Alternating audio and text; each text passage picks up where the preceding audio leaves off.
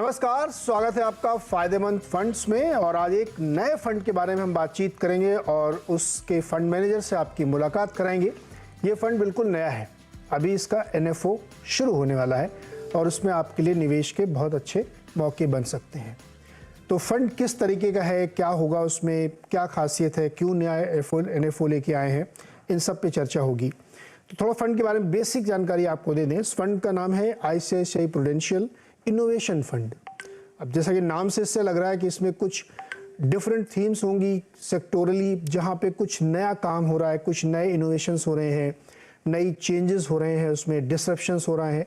उस तरह की थीम को इस फंड के अंदर शामिल किया जाएगा। ये फंड जो है 10 अप्रैल से 24 अप्रैल के बीच में खुला रहेगा इसका एनएफओ। आप उस समय इसके लिए अप्लाई कर सकते हैं। और इसके फंड मैनेजर हैं वैभव दुसाद। तो आज हम वैभव से बात करेंगे और ये समझने की कोशिश करेंगे कि इस फंड की खूबी क्या है, खासियत क्या है। और जैसा कि इसके नाम से लग रहा है कि कुछ इनोवेशन वाली चीज़ें इसमें होंगी, तो उसको हम लोग पकड़ने की कोशिश करेंगे। लेकिन इससे पहले कि मैं डीप डाइव करूँ इस फंड के बारे में, पहले ज़रा वैभव से समझते हैं कि इस मार्केट में जहाँ भी कुछ अता पता नहीं लग रहा, बड़ी अनसर्टेनिटी है, डायरेक्शन नहीं समझ में आ रहा है, वैसे में ये फंड लाने की योजना इन्होंने बनाई, तो मार्केट का व्यू क्या है? वो बहुत बहुत स्वागत है आपका फायदेमंद फंड्स में। इस फंड के जरिए हम फंड मैनेजर को समझने की कोशिश करते हैं फंड से ज़्यादा। तो मुझे ये बताइए कि आपके हिसाब से जब आप इस फंड को लेके आ रहे हैं इस समय, मार्केट का आपका व्यू क्या है?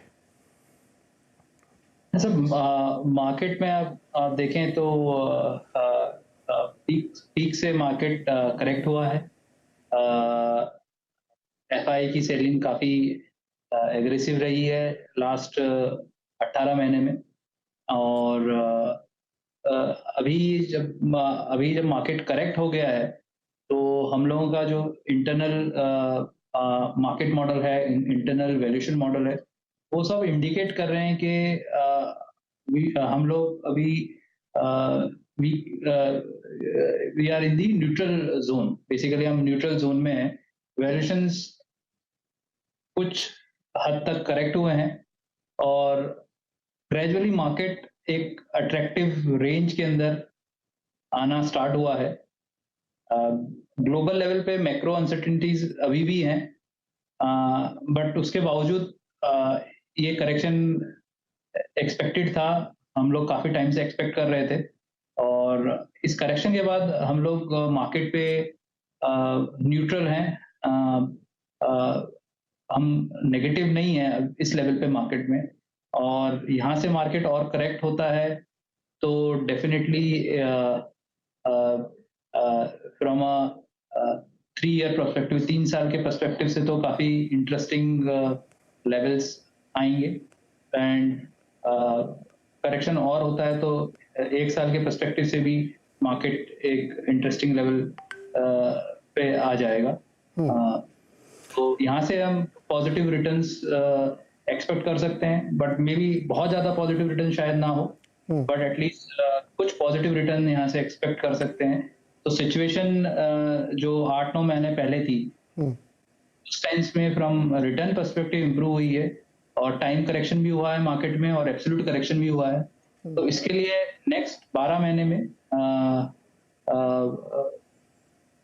We can be bit constructive on the market. America में आप देखिए जो इकोनॉमिक डेटा है, वो चाहे पीएमआई का डेटा हो या डेट की तरफ पैसे मूव होने का डेटा हो या वहाँ पे अर्निंग्स पे इम्पैक्ट आता हुआ दिख रहा हो, ये एकदम अब विजिबल है।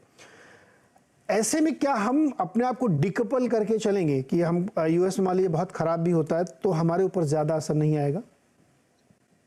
नहीं, ये कहना मुश्किल है कि अगर यूएस इकोनॉमी काफी खराब होती है तो इंडिया पे असर नहीं आएगा। इंडिया पे भी इम्पैक्ट आ सकता है उसका। सबसे ज्यादा उस केस में इम्पैक्ट जो एक्सपोर्ट ओरिएंटेड सेक्टर्स हैं, जो कि इंडिया में लार्जली टेक्नोलॉजी फ्रंट पे हैं, उसमें सबसे ज्यादा इम्पैक्ट उसका होगा, जो कि डायरेक्टली लिंक्ड है यूएस और यूरोपियन इकोनॉमी से।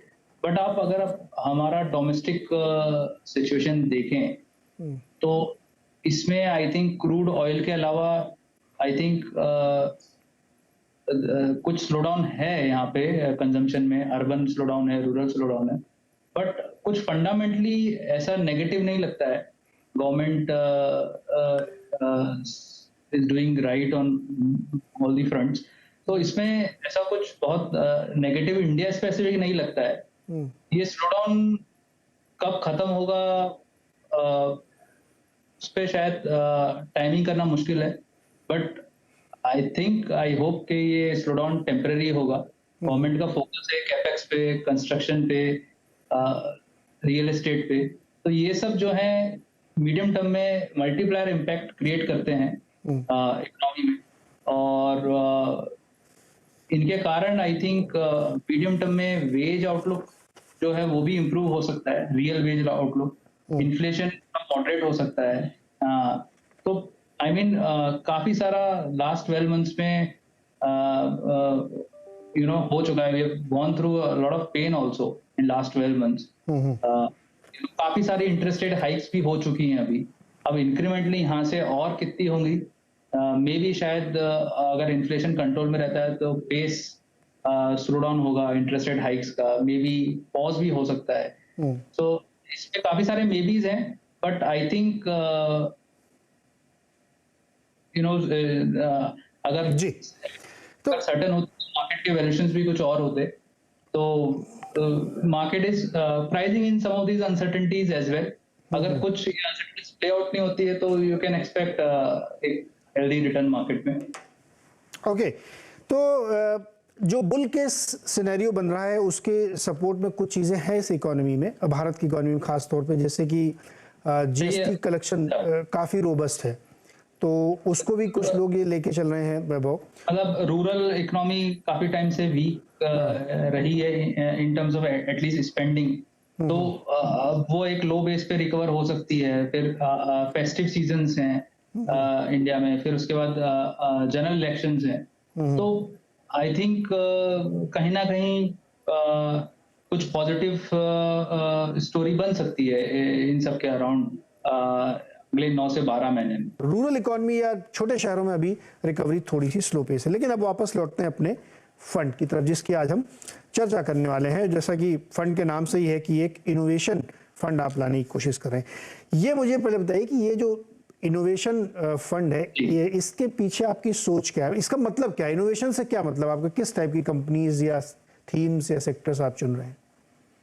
नहीं, आई मीन इनोवेशन एक अपने आप में बहुत बड़ा टॉपिक है, बट मैं फंडामेंटली बताता हूँ कि इनोवेशन आप देखेंगे लास्ट 20 years और even if you go before that, I mean innovation एक बहुत बड़ा ड्राइवर रहा है मार्केट कैप क्रिएशन का। इनोवेशन एक बहुत बड़ा ड्राइवर रहा है ग्रोथ क्रिएशन का, और ग्रोथ क्रिएशन से मल्टीपल एक्सपेंड होते हैं, मल्टीपल एक्सपेंशन से मार्केट कैप क्रिएशन होता है। तो आई थिंक लास्ट 20 years में जो भी एक्सट्रीमली सक्सेसफुल स्टोरीज रही हैं इंडिया में और यूएस में और मे बी दूसरे और मार्केट्स में, उन सब में एक सक्सेस टुवर्ड्स इनोवेशन एक बहुत बड़ा फैक्टर रहा है ना। कुछ कंपनीज बहुत एक्सट्रीमली ज्यादा सक्सेसफुल हुई हैं, कुछ कंपनीज कम सक्सेसफुल हुई हैं, और कुछ कंपनीज नहीं सक्सेसफुल हो पाई हैं, बट ये एक बहुत बड़ा ड्राइवर रहा है हिस्टोरिकली मार्केट कैप क्रिएशन का। अब इनोवेशन आप देखें तो इनोवेशन भी बहुत सारे तरीके के हो सकते हैं, उसमें बहुत सारे कैटेगराइजेशन हो सकते हैं। हम लोग जैसे सोचते हैं, एक तरीका ये भी सोचने का है कि इनोवेशन एक रेडिकल इनोवेशन हो सकता है, और या डिसरप्टिव इनोवेशन हो सकता है, या इंक्रीमेंटल इनोवेशन हो सकता है। तो बेसिकली कंपनीज इन तीनों कैटेगरीज में किसी भी कैटेगरी में हो सकती है जो कि फोकस कर रही है बेसिकली। तो इनोवेशन प्रोडक्ट लेवल पे हो सकता है, प्रोसेस लेवल पे हो सकता है, सर्विसेज लेवल पे हो सकता है, सॉल्यूशन लेवल पे हो सकता है। तो एक बहुत वाइड कैटेगरी है, बट काफी इंटरेस्टिंग कैटेगरी है। इसमें फोकस इस पे एक्सक्लूसिवली उन सब ट्रेंड्स पे है जिसमें कि आपने जैसे स्टार्टिंग में बताया कि इसमें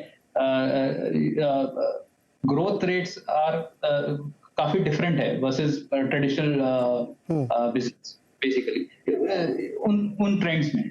अच्छा वैभव, मुझे ये बताइए, चूंकि मुझे थोड़ा एग्जांपल समझिए, चूंकि वैसे तो इनोवेशन हर फील्ड में हो रहा है, फार्मा में भी हो रहा है, बैंकिंग में भी हो रहा है, एयर ट्रेवल में हो रहा है, होटल में हो रहा है, ट्रैफिक में, इवन माइनिंग में भी हो रहा है। मैं चूंकि फिर तो ये एक बहुत बड़ी अम्ब्रेला थीम होगी, सब हर जगह हो रहा है इनोवेशन। आप जब इस थीम को पकड़ रहे हैं तो आप कहीं पे फोकस करेंगे, कहीं पे अलाइन करें अपने आप को, वो क्या इनोवेशन आप देख रहे हैं? तो बेसिकली आई थिंक हम लोग जो फोकस कर रहे हैं, जैसे कि आप ऑटोमोबाइल इंडस्ट्री लीजिए, उसमें एक माइग्रेशन जो एसयूवी में हुआ, तो मार्केट शेयर गेन एसयूवी में हुआ। फिर उसके बाद अभी ईवी है, ईवी 4 व्हीलर में है, 2 व्हीलर में है, हाइब्रिड टेक्नोलॉजी है बेसिकली। तो there are multiple things basically जो कि एक ऑटो इंडस्ट्री में हो रही है। हम लोगों का फोकस उन सब स्टोरीज में रहेगा जो हमारे हिसाब से लॉन्ग टर्म में जो इनोवेशन सस्टेन करेगा, जिसकी की ड्यूरेबिलिटी 3, 5, 10 इयर्स होगी। वो थीम एक लॉन्ग टर्म थीम बनेगा आगे जाके, और उसमें कौन सी कंपनी जो है, जो सबसे ज्यादा सीरियस है, जो सबसे ज्यादा स्ट्रांगली इन्वेस्ट कर रही है, जिसके पास सबसे ज्यादा बेटर टेक्नोलॉजी कैपेबिलिटी और पार्टनरशिप्स हैं, जिसकी सबसे ज्यादा प्रोबेबिलिटी है उस इनोवेशन थीम को लेके उसमें सक्सेसफुल होने की, उसमें मार्केट शेयर गेन करने की, और उसमें एक अच्छी रेवेन्यू और प्रॉफिट्स बनाने की फ्यूचर में। तो हम लोगों का फोकस वो रहेगा कि हम हर एक पीस में से कुछ कंपनीज, कुछ उस तरह की कंपनी शॉर्टलिस्ट करें, हर एक थीम, हर एक सेक्टर में से, जो कि इसमें लीडर होंगी, जो कि आज परहैप्स लीडर नहीं है, जो कि फ्यूचर में लीडर्स हो सकती हैं, जिनकी प्रोबेबिलिटी सबसे ज्यादा है। तो हम लोगों का कोशिश वो रहेगी कि हम उस तरह से इसके पोर्टफोलियो को डेवलप करें। ओके तो इसमें अपने जो आप पोर्टफोलियो बनाएंगे, इसमें मार्केट कैप का कोई रिस्ट्रिक्शन होगा क्या? सेक्टोरल कोई रिस्ट्रिक्शन होगा क्या? कितनी कंपनियां रखेंगे आप, ये सब बताइए जरा। फंड काफी सेक्टर्स को इनकम्पास कर सकता है। जैसे आपने बताया, इनोवेशन काफी सारे ट्रेडिशनल सेक्टर्स में भी हो रहा है और न्यूएज सेक्टर्स में तो ऑफ कोर्स हो ही रहा है। तो इसमें काफी डाइवर्स सेट ऑफ कंपनीज आ सकती हैं। इसमें मार्केट कैप कोई रिस्ट्रिक्शन नहीं है। इसमें small cap, mid cap, large cap सभी कंपनीज पार्टिसिपेट कर सकती हैं। और सेक्टर वाइज आई थिंक इसमें काफी सारे सेक्टर्स आप देखेंगे तो उसमें कुछ एक सेक्टर्स हैं जिसमें कि the pace of innovation is bit higher. जैसे कि आपको मैंने बताया, capital goods and industrial automation एक सेक्टर है, डिफेंस एक सेक्टर है, रेलवे सेक्टर है, ऑटो सेक्टर है, फार्मा, टेक्नोलॉजी, टेलीकॉम। तो काफी सारे ये सेक्टर्स हैं जिसमें कि काफी सारे इंटरेस्टिंग स्टोरीज हैं। रिटेल एक सेक्टर है जो कि काफी अहेड है इन टर्म्स ऑफ इनोवेशन। और कुछ एक ट्रेडिशनल सेक्टर्स हैं जहाँ पे कि pace of innovation might be smaller. वहाँ पे शायद उन सेक्टर्स का अंडर रिप्रेजेंटेशन रह सकता है उन सब सेक्टर्स में। लाइक आप बैंकिंग सेक्टर देखेंगे तो उस सेक्टर में सारी कंपनीज इनोवेटिव नहीं है। मे बी कुछ कंपनीज इनोवेटिव हैं, कुछ कंपनीज कम इनोवेटिव हैं। फिलहाल एक छोटा सा ब्रेक लेते हैं और ब्रेक से जब वापस आएंगे तो इस थीम को और आगे समझने की कोशिश करेंगे कि किन किन सेक्टर्स में सबसे ज्यादा इनोवेशन होने की गुंजाइश है, जिसको इस फंड के अंदर शामिल किया जा सकता है।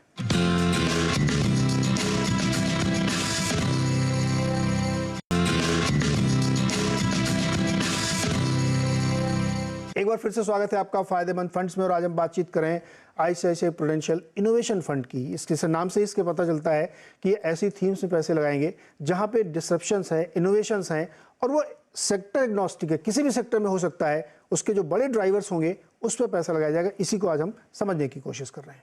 अब वैभव, आपके प्रेजेंटेशन में लिखा गया है कि innovation does not really mean technology, यानी सॉफ्टवेयर कंपनी ही का मतलब नहीं होगा कि डिसरप्शन है। ये एक बड़ी थीम है कि अलग अलग सेक्टर्स में एनेबलर के तौर पे आईटी को यूज करके एक डिसरप्शन को किया जा रहा है, एक इनोवेशन को किया जा रहा है, उसको हम कैप्चर करेंगे।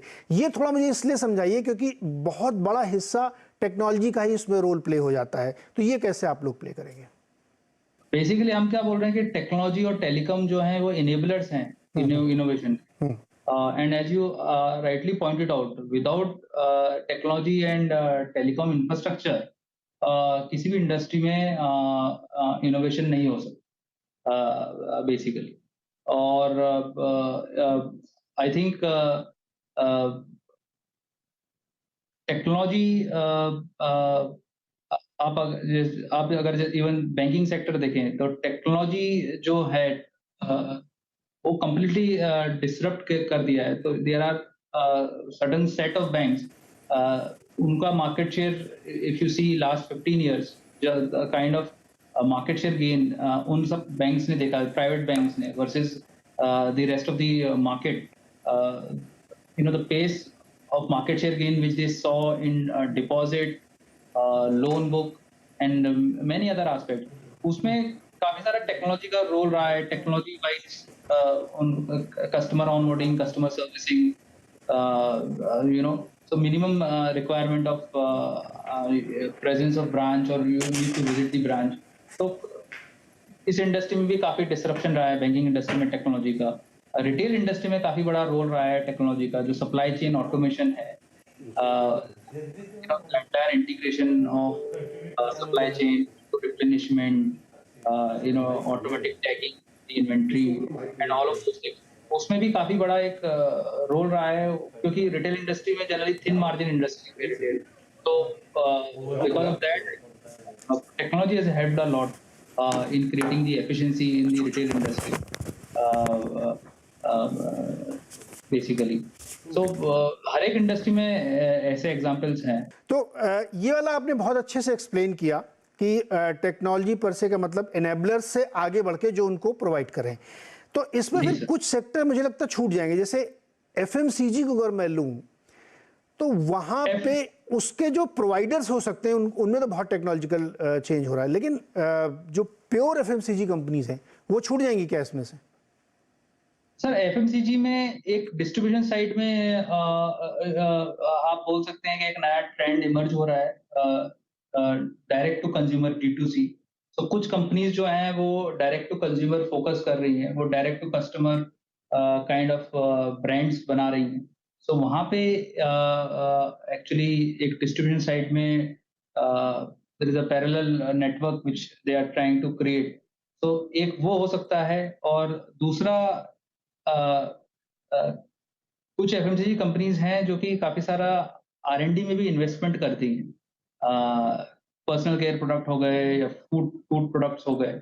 सो इसमें भी काफी सारे सालों से रिसर्च करने के बाद they try to bring one differentiated product in the market.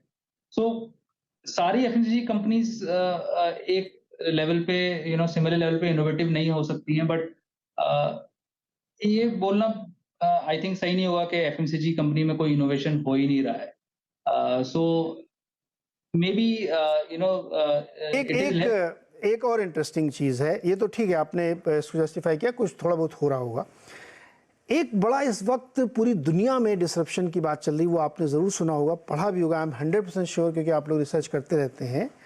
अब वो AI का इस्तेमाल हो रहा है, वो फिनेंशियल सेक्टर में भी हो रहा है, वो टेक्नोलॉजी में भी हो रहा है, वो लाइफ के हर फील्ड में हो रहा है, और वो इतनी बड़ी स्टोरी डेवलप हो रही है कि उसका अभी क्वांटम भी समझ पाना बड़ा मुश्किल है कि वो कहाँ कहाँ डिसरप्शन करेगा। उसको कैप्चर करने के लिए आप क्या करेंगे? क्या कोई सीधे एनेबलर को पकड़ेंगे कि चलो साहब एनेबलर जो उसको प्रोवाइडर है उसी को पकड़ लेते हैं, रादर कि उसके इम्पैक्ट को पकड़े? कैसे उसको कैप्चर करेंगे? सर उसके मल्टीपल वेज हैं कैप्चर करने के। तो इंडिया में कुछ एक कंपनीज हैं जो कि डिजिटल फर्स्ट कंपनीज हैं, उनका business model is 100% digital. They actually use lot of these artificial intelligence in machine learning kind of technology, image learning kind of algorithms. तो एक तो आप उन पे देख सकते हैं, उनको एवेल्युएट कर सकते हैं। सेकंड पॉइंट जो है वो जो आईटी सर्विसेज कंपनीज है इंडिया में, वो तो एक ग्लोबल लेवल पे they are actually scaling up the operations for many of the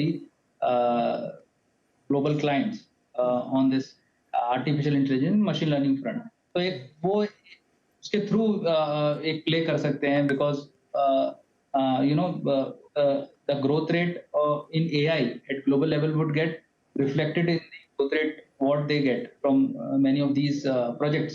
तो एक टेक्नोलॉजी सेक्टर में कर सकते हैं।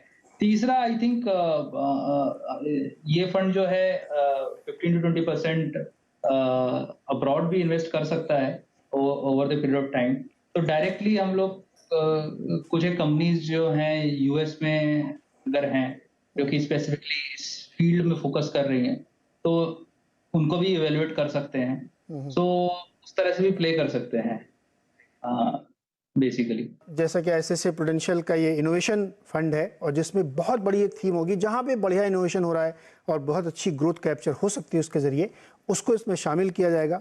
10 से 24 अप्रैल के बीच में ये फ़ंड खुला रहेगा, आप इसमें पार्टिसिपेट कर सकते हैं।